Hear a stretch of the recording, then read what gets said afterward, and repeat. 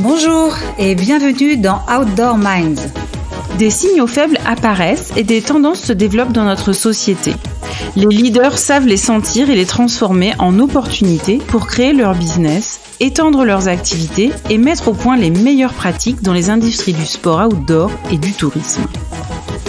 Dans cette série d'entretiens, nous voulons partager les parcours, les expériences et les visions des plus grands esprits qui font l'outdoor d'aujourd'hui et de demain. C'est la rencontre d'Armelle Soleylac, spécialiste de prospective et de stratégie de marque, et d'Ariane Favier, experte du capital immatériel des entreprises et en particulier des marques, qui a donné naissance à ce podcast. Pour cette deuxième saison, à l'aide de nos invités, nous voulons pousser un peu plus loin la découverte de chaque pilier de la plateforme de marque et certains métiers liés au marketing et à la communication des marques de sport outdoor et des destinations touristiques. Il y aura aussi quelques surprises pour être au plus près de l'actualité. Allez, c'est parti pour une nouvelle rencontre inspirante. Aujourd'hui, nous allons parler à nouveau de la promesse de marque. Pour illustrer ce sujet, nous avons le plaisir d'accueillir Laure Chapaz, directrice de l'Office de tourisme des Sources du Lac d'Annecy. Bonjour Laure. Bonjour à tous. Alors pour faire short and switch, Armelle, tu nous avais déjà présenté ce pilier à l'occasion du 4e épisode de cette deuxième saison. Alors pourquoi faut-il en reparler aujourd'hui ? Oui, c'est vrai, on en a déjà parlé et on en reparle aujourd'hui parce que plusieurs auditeurs m'ont posé des questions vraiment pointues sur ce sujet et je voulais apporter des petites précisions. Alors, il existe deux types de promesses de marque, une promesse implicite et une promesse explicite. Par exemple, un élément de la promesse de marque pour chaque compagnie aérienne est qu'elle vous amènera à votre destination en toute sécurité. En théorie, aucune compagnie aérienne ne devrait plus avoir à promettre cela et pour cause, sinon elle serait sur ce qu'on appelle la liste noire des compagnies aériennes. Ça, c'est une promesse de marque qui est évidente. On dit donc qu'elle est implicite.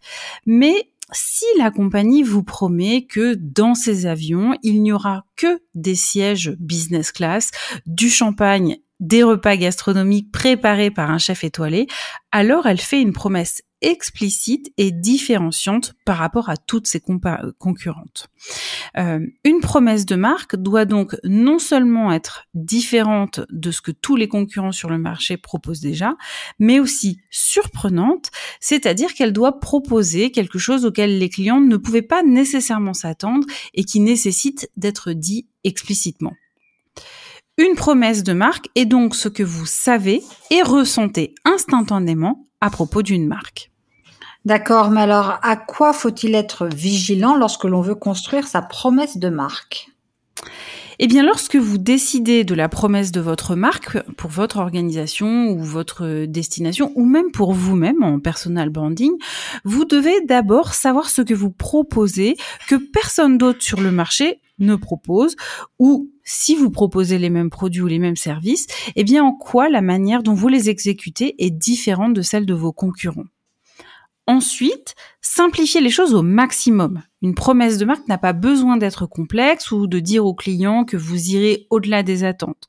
Tant que vous pouvez faire une promesse qui est crédible et tenable de manière répétée dans le temps, alors peu importe sa simplicité. Enfin, dites en quoi vos produits, vos services, votre destination ou vous-même êtes unique. Et c'est souvent là que le bât blesse. Parce que trop souvent, on a tendance à croire que notre proposition de valeur est unique, alors que la majorité de nos concurrents proposent une expérience qui est strictement identique. Merci Armelle pour ces précisions. Laure, est-ce que tu peux te présenter en quelques mots et surtout nous faire un petit retour sur ton parcours académique ainsi que ta carrière professionnelle jusqu'au poste que tu occupes aujourd'hui depuis peu ? Oui, tout à fait. Donc, moi, j'ai un parcours professionnel et académique qui est un peu atypique, on va dire. J'ai fait un parcours universitaire plutôt classique, mais orienté communication et art du spectacle, notamment avec une mention cinéma. Et donc, je suis allée en licence, maîtrise, pour aller jusqu'au Québec réaliser ma maîtrise, où j'ai travaillé sur la télé-réalité. Chose totalement nouvelle à l'époque, puisqu'on était en 2000-2001. Et puis, en revenant en France, je me suis aperçue que finalement, la télé-réalité, c'était un petit peu futile. Et je me suis orientée plutôt sur la médiation des connaissances avec un DEA. Donc là, j'ai travaillé sur la communication des événements internationaux, et notamment avec un stage en immersion au sein de l'association Montanea, qui s'occupait de l'organisation de l'année internationale de la montagne. Donc ça, à Montanea, à Chambéry. Donc c'était intéressant pour coller aux propos de mon sujet, qui était l'organisation d'un événement international à l'échelle locale. Et puis ensuite, j'ai fait un DESS. Donc maintenant, c'est un Master Pro sur la stratégie de développement culturel. Et là, j'ai appliqué mon mémoire à la mise en valeur des sites patrimoniaux grâce à la culture. Et le site patrimonial, c'était celui du fort de la Bastille à Grenoble. Donc là, j'avais travaillé à la régie du téléphérique de la Bastille pour pouvoir mêler travail et recherche. Donc c'est là où j'ai commencé ma carrière professionnelle au téléphérique de la Bastille en tant que chargée de com. Et puis voilà pour ma carrière universitaire, on va dire. Donc moi, vous l'avez compris, j'avais plutôt une sensibilité culturelle, et de faire du culturel hors les murs, donc dans des sites naturels ou dans la nature, etc. Donc j'ai cherché à percer dans ce milieu un peu obscur et qui travaille vraiment sur du réseautage. Donc j'ai pas percé en France, je suis allée à Édimbourg, où j'ai travaillé pour le Festival international d'Édimbourg au service presse. Donc là, c'était une super expérience.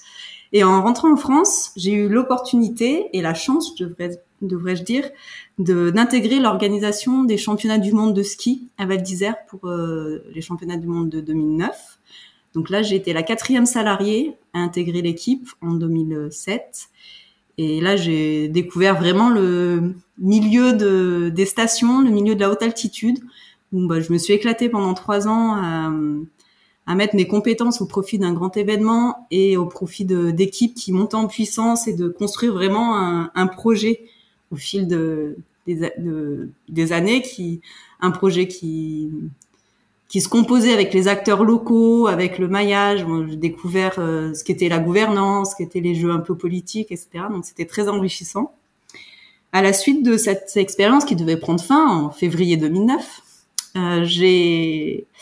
j'ai rebondi dans les Aravis, où je me suis occupée pour le syndicat intercommunal du massif des Aravis de la promotion à l'international des 4 stations. Donc les 4 stations sont Lac-Clusaz, Grand-Bornand, Manigot et Saint-Jean-de-Six. Là, je suis restée 1 an et demi à faire la promotion de ce magnifique territoire, destination avec du patrimoine, du sport, de la culture, des grands événements, à l'international, donc auprès du public belge, anglais, russe, scandinave, etc. Et puis la soif des grandes altitudes m'a rappelé à mon bon souvenir, et j'ai voulu évoluer plutôt, retourner vers Val d'Isère et Tignes. Donc là, j'ai intégré la STGM en tant que commerciale, puis dans la société au bout de 11 ans, j'ai fait divers postes au sein du marketing.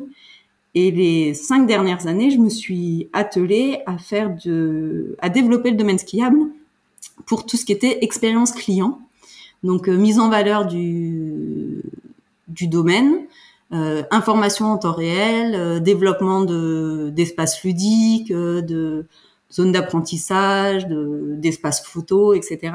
Ça, c'était vraiment sympa parce que on travaille sur un domaine qui est déjà extraordinaire, mais en plus, on met en valeur les atouts, et on développe pour le client, pour l'expérience client. Donc ça m'a bien plu. Alors juste pour les auditeurs, la STGM, c'est la société d'exploitation des remontées mécaniques de Tignes. Merci Armelle pour cette petite précision. Parce que c'est évident pour nous, mais ça l'est peut-être pas pour tout le monde. Exactement. Et cette expérience à Tignes m'a donné aussi l'occasion de retourner un peu vers les études parce que j'étais un peu en manque d'apprentissage, on va dire, académique. Donc j'ai fait un IMBA en innovation touristique en 2018-2019 qui m'a ouvert les yeux en fait sur l'atout du tourisme et version développement durable. Donc en fait, c'est une vision que j'avais pas du tout. Pour moi, c'était un peu du greenwashing.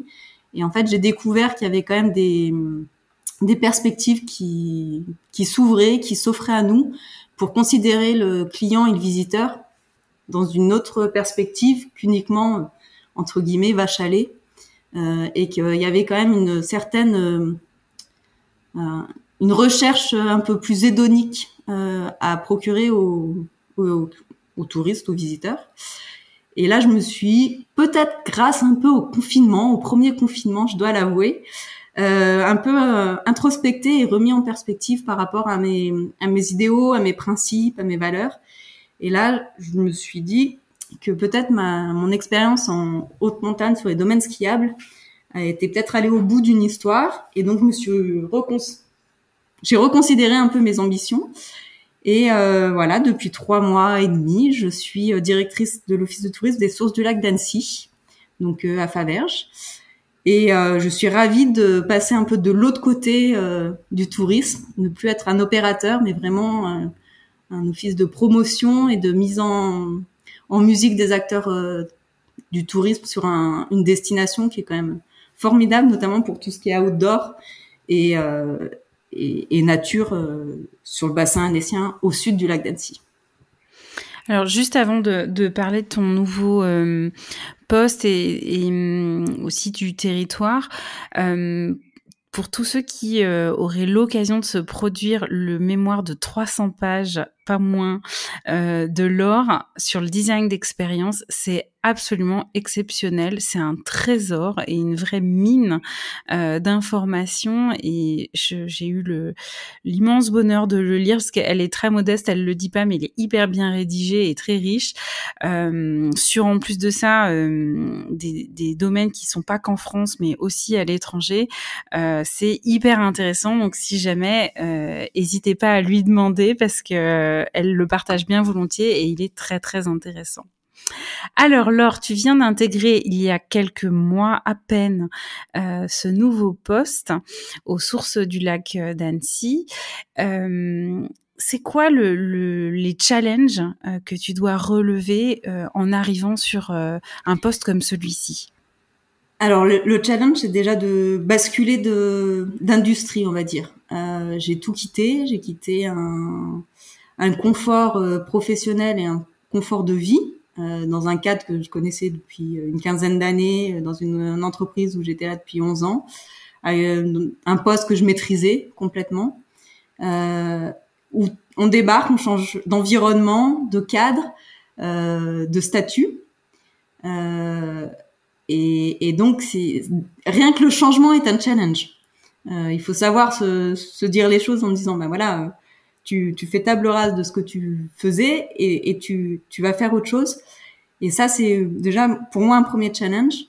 Le second, c'est de prendre un poste qui a une latence de direction, où il y a eu 3 mois sans directeur, où il y a des équipes qui sont peut-être fatiguées, donc d'arriver, de remotiver un peu tout ça dans une période pas facile, Covidée, donc avec des temps de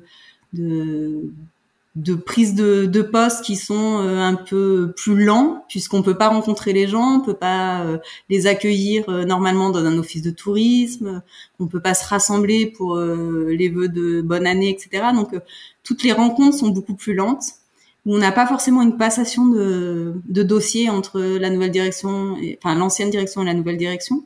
Donc j'ai dû reprendre tous les côtés administratifs, reprendre un petit peu les statuts, découvrir un budget, valider un budget de l'année antérieure d'un exercice que j'avais absolument pas vécu, construire un nouveau budget sur une année sans vraiment de référence. Donc voilà, ça c'est des challenges au quotidien, mais que tout le monde connaît, mais qui sont un peu dans un espace-temps qui correspond une crise un peu sanitaire, un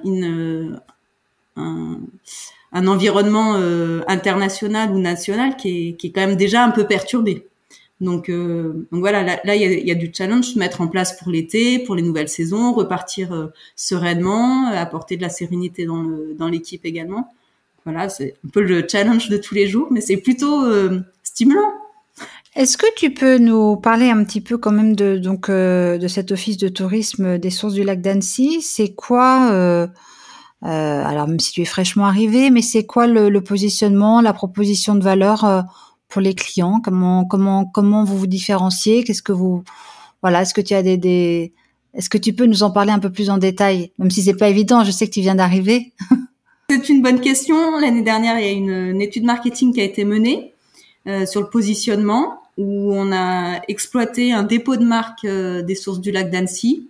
Donc l'équipe en place a pu revoir un peu le positionnement, qui est plutôt orienté sur la nature, le sport, l'outdoor, le terroir et la culture.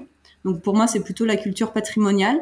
Donc on a 4 éléments qui sont quand même importants, qui sont vraiment l'ADN de la destination.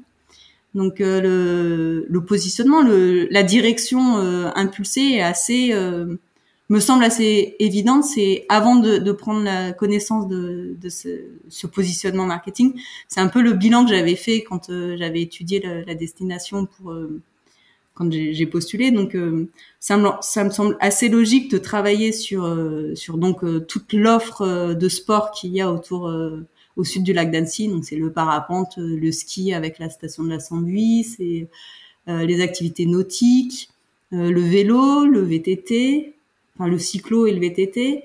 Il y a un peu d'équitation, il y a de la verticalité. Enfin voilà, c'est très riche. Ensuite, il y a tout ce qui est nature, donc les balades, les cascades. Les cascades, c'est une vraie source d'histoire à raconter autour des cascades. Pourquoi c'est les sources du lac d'Annecy. Enfin voilà, là il y a vraiment un petit trésor à découvrir et puis à raconter. Tout ce qui est terroir avec des savoir-faire, avec l'agriculture, avec une partie du territoire qui est dans le massif des Bauges. Enfin voilà, c'est assez logique. Et puis il y a le côté un peu culturel qu'il faut quand même creuser.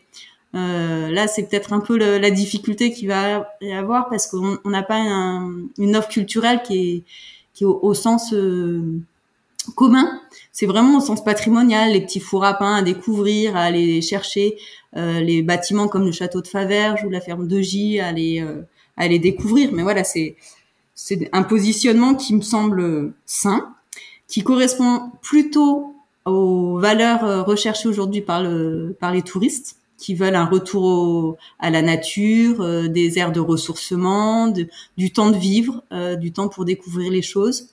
Donc voilà, je pense que le nom des sources du lac d'Annecy, voilà, appelle tout ça de manière un peu implicite et évidente finalement quand on creuse le territoire. Donc voilà ce positionnement, et puis surtout un positionnement à développer printemps et automne. Donc ce qu'on appelle les ailes de saison, parce que l'été c'est déjà un bassin qui est surfréquenté, et puis qui est tellement plus agréable quand les fleurs poussent ou quand les feuilles jaunissent et qu'on a des belles couleurs et des belles journées plutôt chaudes et d'été indien ou de printemps assez agréable quand on enlève les chaussures de ski.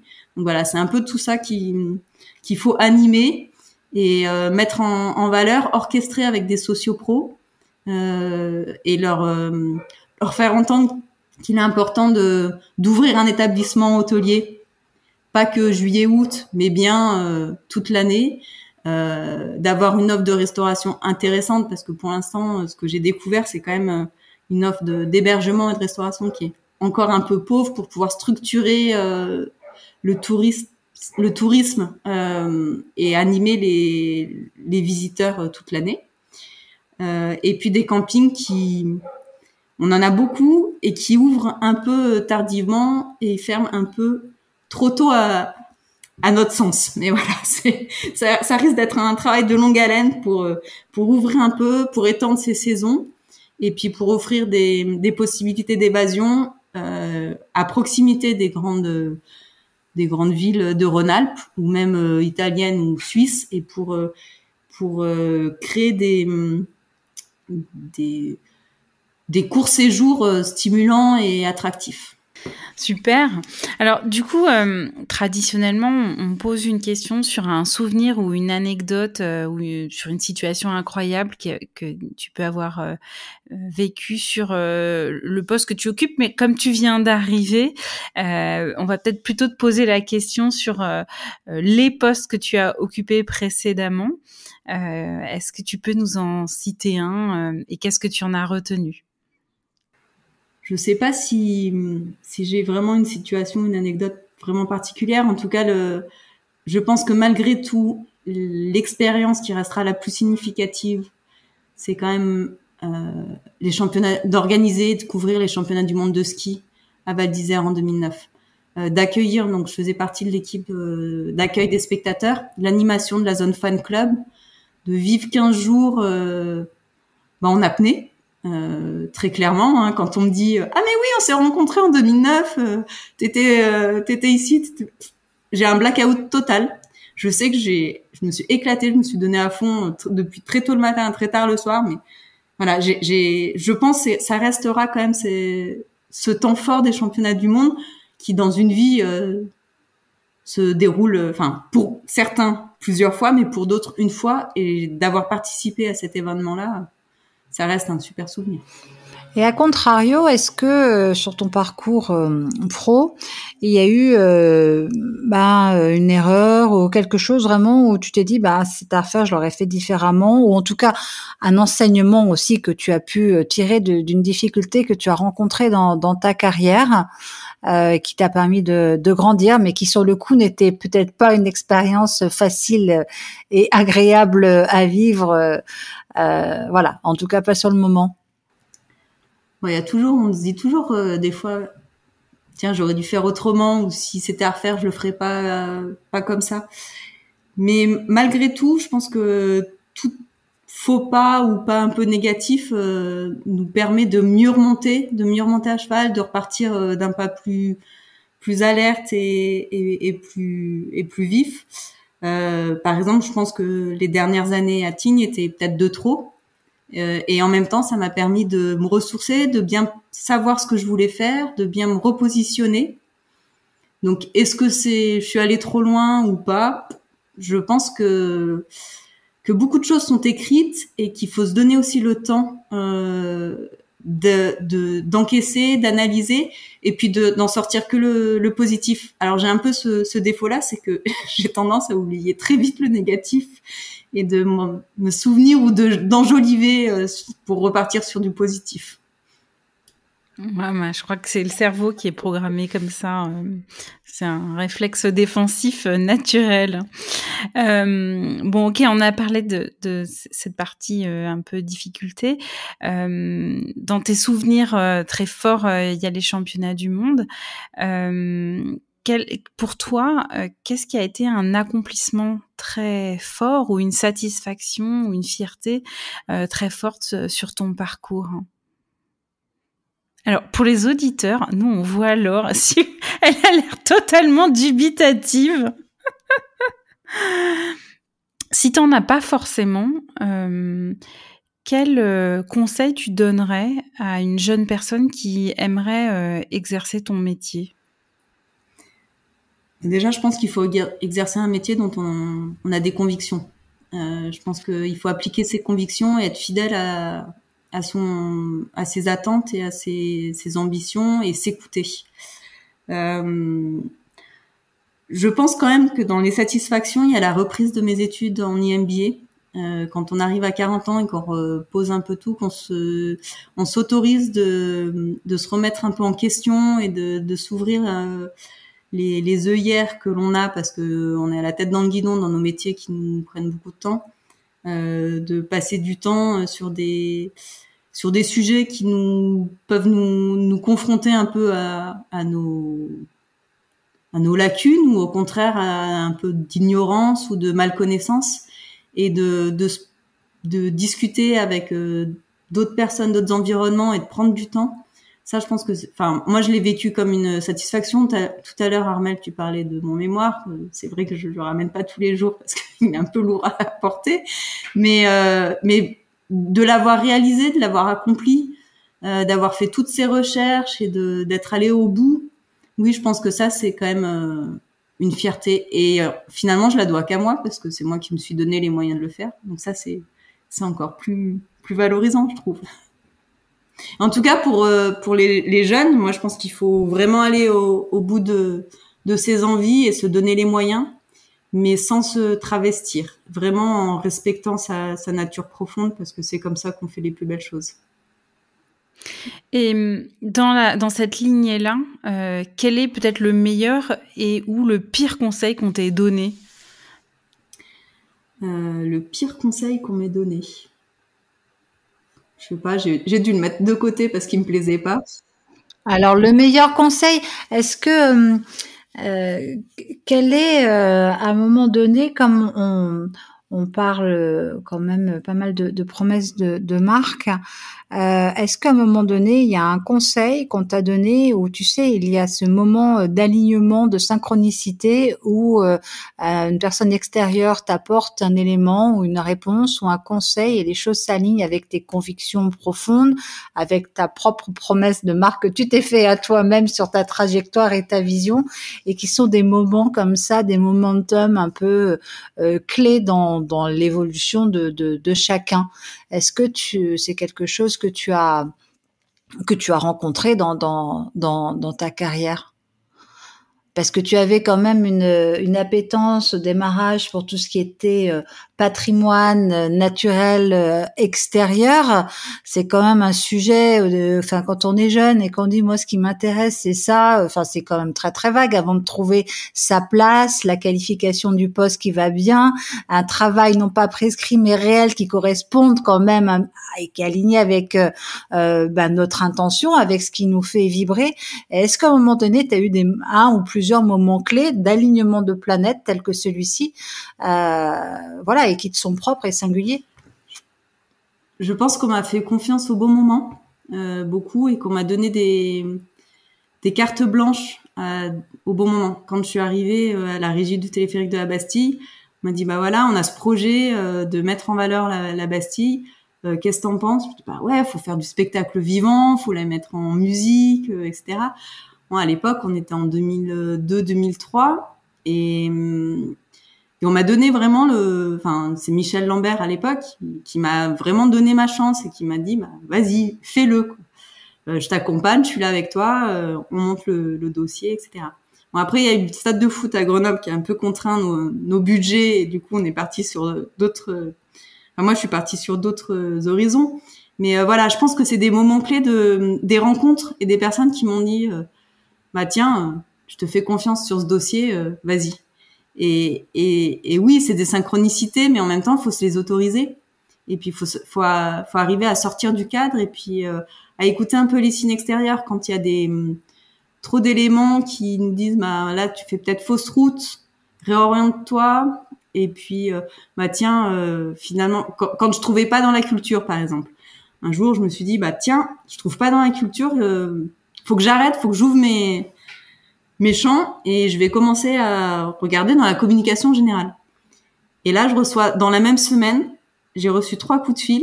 Et 3 coups de fil, c'était pour m'offrir un job dans le milieu du ski et de la montagne, dont celui de Val d'Isère 2009. Et les 3, c'était il y en a un, c'est tombé dans la demi-heure où je me suis dit, bon, j'arrête de m'obstiner à essayer de trouver dans la culture, je vais juste trouver dans la com, voire dans l'événementiel sportif. Et à la fin de la semaine, j'avais un CDI, quoi. Donc c'est juste savoir écouter les bons signes au bon moment. Mais ça, je pense qu'il faut qu'on arrive à se poser dans nos vies hyper actives où on a envie de tout faire et puis on part en tout cas moi je pars tête baissée dans les projets. Et à un moment donné, il faut se dire bon, ok, là il y a ça patauge un peu. Qu'est-ce que je peux faire? Mets-toi au calme. Voilà, il y a d'autres signes dans la vie qui t'obligent à t'arrêter net et à te dire bon, voilà, comment je fais? Et là, on repart sur des nouveaux horizons. C'est comme quand on arrive au cul-de-sac d'une route, on fait demi-tour et puis on prend un embranchement juste avant, quoi. Voilà, c'est un peu ça la vie. Et professionnel, personnel, enfin, dans ma philosophie, c'est ça. Mais en tout cas, mine de rien, quand je me suis retrouvée à Val d'Isère ou dans la montagne, ça faisait partie de mes valeurs familiales et de mon ADN ancré de génération en génération. J'ai d'un patrimoine familial qui vit en montagne depuis des années. Et en fait, j'ai retrouvé des racines. Donc, je me suis régénérée, j'ai pu repartir sur des projets. Et aujourd'hui, je suis ravie d'être dans la nature et de travailler avec cet outil de travail, qui est même pas un outil de travail, qui est un outil de vie, quoi, qui est exceptionnel. Oui, parce que on l'a pas dit, mais c'est vrai que tu as dans ton entourage très proche l'un des plus grands, si ce n'est le plus grand journaliste de montagne en France et une photographe de talent qui t'ont aidé à te construire. Donc c'est vrai que tu le portes, y compris dans ton ADN physique. Les chiens ne font pas des chats, comme on dit, ou comme on dit en Californie chez moi, la pomme tombe rarement loin de l'arbre. Est-ce que depuis une vingtaine d'années que tu évolues dans le secteur du tourisme, que tu as pu observer aussi en prenant de la hauteur et du recul dans le cadre de ton travail de mémoire, tu as vu ce secteur beaucoup évoluer. Quelles sont les évolutions qui t'ont le plus marqué ? J'espère ne pas me tromper en disant qu'on arrête un peu de prendre les touristes pour, je l'ai dit tout à l'heure, c'est pas un beau mot, mais pour des vaches à lait, mais qu'on les considère vraiment comme des êtres humains et qu'on arrive à une relation vraiment, de particulier à particulier, c'est pas possible, mais vraiment sincère et avec des promesses de vraiment profondes. Ne pas croire que les touristes sont là que pour consommer, mais ils sont aussi là pour comprendre, pour s'investir dans un lieu, pour le vivre, pour partager.